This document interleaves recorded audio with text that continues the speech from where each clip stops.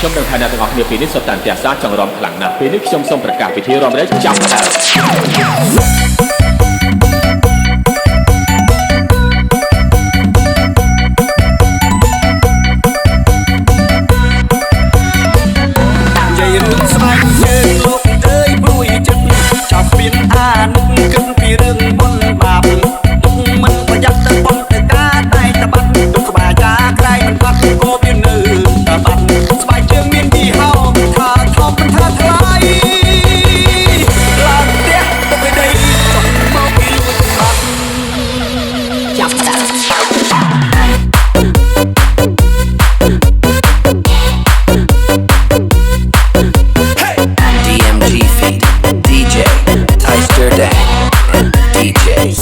និយាយរឿងស្បែកជើង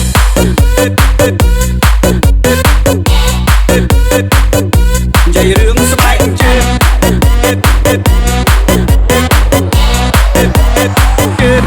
ទៅបងកាវកាស្បែកជើងអល្អ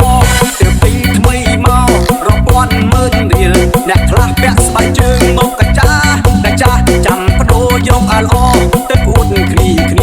មិនថាស្បែកជើងប្រុសមិនថាស្បែកជើងស្រី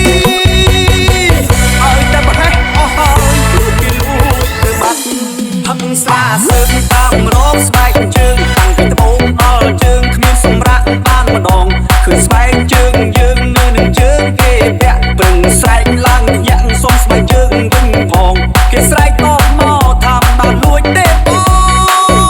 ងសំពះសុំទៅផងថាច្រឡំគ្នា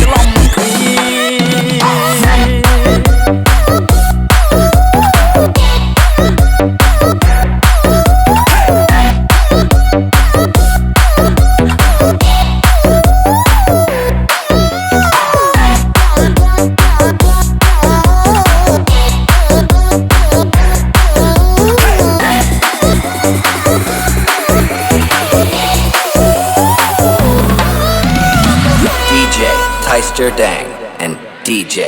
Sang មានបទសាការសែនខួបកណ្ដើនជុំផុតខ្លាចនាំ